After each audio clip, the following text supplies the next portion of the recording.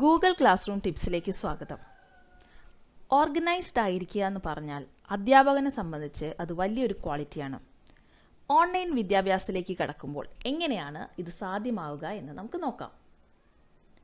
ഇന്ന് ഒരു വിഷയം നമുക്ക് അസൈൻ ചെയ്ത് കഴിഞ്ഞാൽ അതിലെ മെറ്റീരിയൽസ്, അസൈൻമെൻറ്റുകൾ, ക്ലാസ് വർക്കുകൾ, സീരീസ് എക്സാം ഇതെങ്ങനെ ഓർഗനൈസ്ഡ് ആയിട്ട് വയ്ക്കാമെന്ന് നമുക്ക് നോക്കാം. എനിക്ക് അസൈൻ ചെയ്ത് കിട്ടിയേക്കുന്നത് 6ാമത്തെ സെമസ്റ്റർ കമ്പ്യൂട്ടർ സയൻസിലെ കമ്പ്യൂട്ടർ നെറ്റ്വർക്ക്സ് എന്നുള്ള വിഷയമാണ്. ഇതിൽ ക്ലാസ് വർക്ക് എന്നുള്ള ടാബ് നമ്മൾ എടുക്കുക. ഞാനിവിടെ മോഡ്യൂൾ 1, 2 ഒരു ടോപ്പിക്കായിട്ട് കൊടുത്തിട്ടുണ്ട്. അതുപോലെ മോഡ്യൂൾ 3, 4 അടുത്തൊരു ടോപ്പിക്ക്.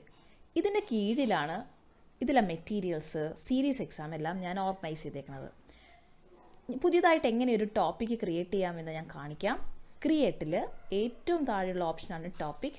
നമ്മൾ ടോപ്പിക് എടുക്കുക. ഇനി എനിക്ക് ക്രിയേറ്റ് ചെയ്യാനുള്ള ടോപ്പിക്ക് മോഡ്യൂൾ 5 and 6 ആണ്.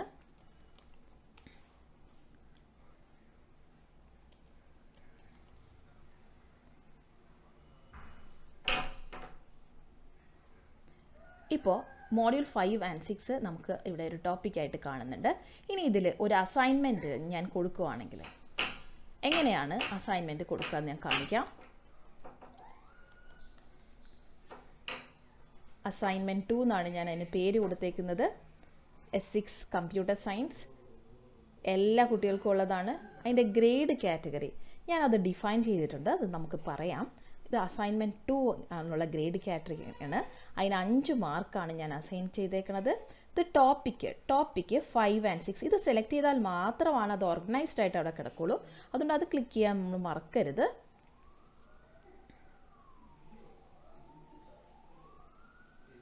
ഇതിപ്പോൾ കണ്ടോ, മോഡ്യൂൾ 5 and 6ൻ്റെ താഴെ അസൈൻമെൻറ്റ് 2 വന്നു. ഇതുപോലെ മെറ്റീരിയൽസ് ഒക്കെ നമുക്ക് കൊടുക്കാം. ഓൺലൈൻ മെറ്റീരിയൽസ് ഒക്കെ നമുക്ക് ഇവിടെ നിന്ന് സെർച്ച് ചെയ്ത് കൊടുക്കാം. മെറ്റീരിയലും കൂടെ ആഡ് ചെയ്യുന്നത് ഞാൻ കാണിക്കാം.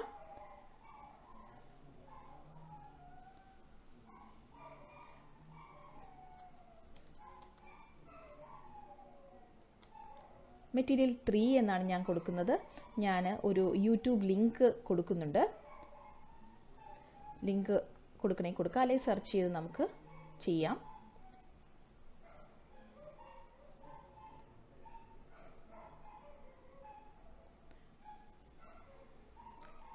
ഇത് ഞാൻ ടോപ്പിക്ക് 5 and 6 സെലക്ട് ചെയ്തിട്ടില്ല, അതുകൊണ്ടാണ് അതിവിടെ കിടക്കുന്നത്. എഡിറ്റ് ചെയ്യണമെങ്കിൽ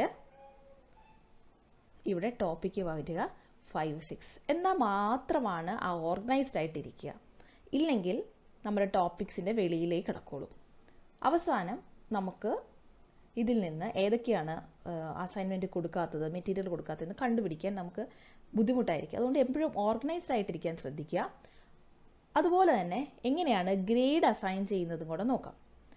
ഞാൻ ഗ്രേഡ് എന്നുള്ള ടാബിൽ സെറ്റിങ്സ് സെലക്ട് ചെയ്യാണ്. സെറ്റിങ്സിൻ്റെ പേജിൽ ഏറ്റവും താഴെ നമുക്ക് എങ്ങനെയാണ് ഗ്രേഡ് കാൽക്കുലേഷൻ എന്നുള്ള ഓപ്ഷൻ ഉണ്ട്. ഇവിടെ 3 ഓപ്ഷനാണ്: no overall grade, total points, by category. ഞാനിതിൽ ടോട്ടൽ പോയിൻറ്റ്സ് ആണ് സെലക്ട് ചെയ്യുന്നത്. ഇവിടെ നമ്മൾ ഇൻറ്റേർണൽ മാർക്ക് കാൽക്കുലേഷന് വേണ്ടി എന്താണോ ഫോളോ ചെയ്യുന്നത് അതേ സെയിം പാറ്റേൺ ആണ് ഞാനിവിടെ യൂസ് ചെയ്യുന്നത്.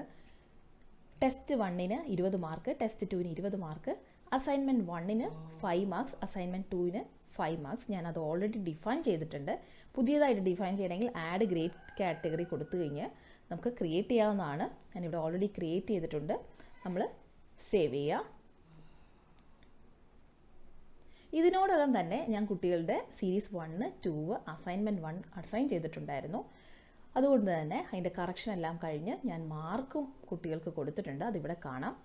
ഇത് 3ഉം ബേസ് ചെയ്തിട്ടുള്ള ഓവറോൾ ഗ്രേഡും ഇവിടെ നമുക്ക് കാണിക്കുന്നുണ്ട്.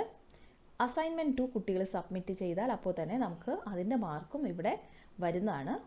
നമ്മളിപ്പം അസൈൻമെൻറ്റ് ഷെഡ്യൂൾ ചെയ്തുകൊണ്ട് തന്നെ സ്റ്റുഡൻറ്റിൻ്റെ പേജിൽ ഇവിടെ അസൈൻമെൻറ്റ്, ഇത് സ്റ്റുഡൻറ്റിൻ്റെ ലോഗിനാണ്. അസൈൻമെൻറ്റ് 2 വന്നിട്ടുണ്ട്, അസൈൻ ചെയ്തിട്ടുണ്ട്. ഓക്കെ, കംപ്ലീറ്റ് ചെയ്തു. ഞാൻ അസൈൻമെൻറ്റ് കംപ്ലീറ്റ് ചെയ്തു. Mark as done. 5 പോയിൻറ്റ്സ് ആണ്, അതും കുട്ടിക്ക് കാണാം. ഞാൻ അസൈൻമെൻറ്റ് സ്റ്റുഡൻറ്റ് സബ്മിറ്റ് ചെയ്ത് കഴിഞ്ഞാൽ ഫാക്കൽറ്റിയുടെ പേജിൽ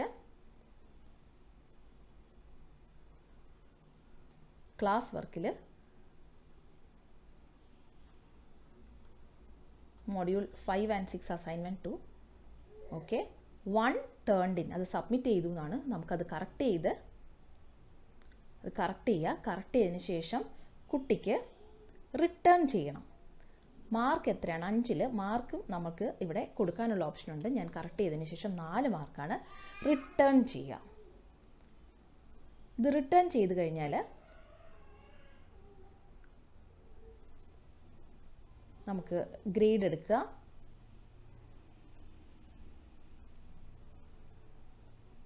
ഇപ്പോൾ ഓവറോൾ ഗ്രേഡ് പെർസെൻറ്റേജിൽ നമുക്ക് കാണാൻ പറ്റും.